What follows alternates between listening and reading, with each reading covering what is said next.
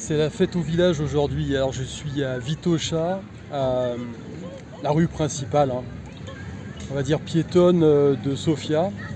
Et puis c'est la fête aujourd'hui, hein, il y a des stands un peu partout, les gens se promènent.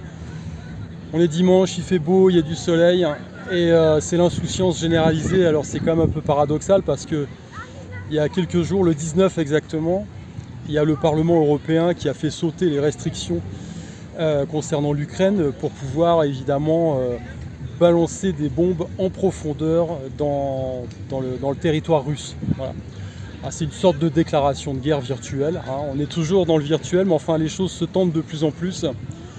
Donc là c'est l'insouciance, il faut en profiter un peu, hein, parce que souhaitons que ça continue, hein, mais je ne suis pas certain. Là je me dis que d'un point de vue stratégique, ça va être compliqué. Je pense que effectivement les néoconservateurs US, hein, et les Européens à la botte ne croient pas du tout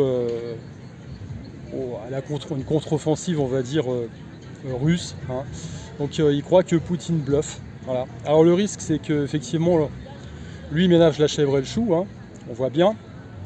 Mais le jeu du pouvoir est quelque chose de subtil et à l'intérieur de son pays, c'est pareil, il va falloir qu'il se maintienne. Et si lui dégage, à mon sens, il y a des vieilles casquettes de l'époque soviétique qui risquent de racoler toute la troupe là, et puis de partir joyeusement dans l'Armageddon qu'ils n'ont pas pu faire dans les années 60. Donc on va voir comment tout ça va se développer.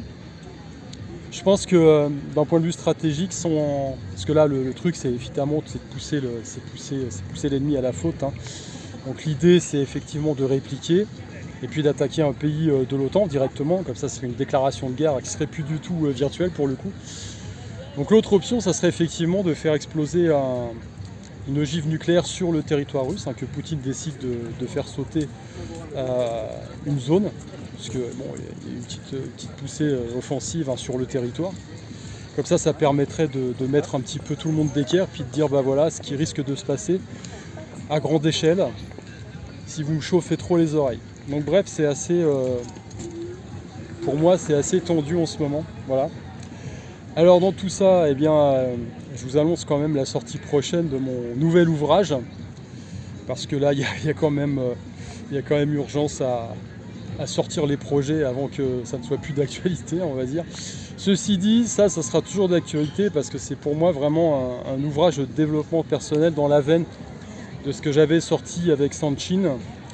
Si tout va bien, ça sera le premier d'une série de 3. Et celui-ci, je vous en parlerai un petit peu plus au courant de cette semaine. Ça me permet d'exposer un petit peu, justement parce que je parle souvent de spiritualité, ça me permettra à travers cet ouvrage d'exprimer et d'exposer ma conception de la spiritualité. Voilà, on va dire dans cette première partie liée à la trilogie. Voilà.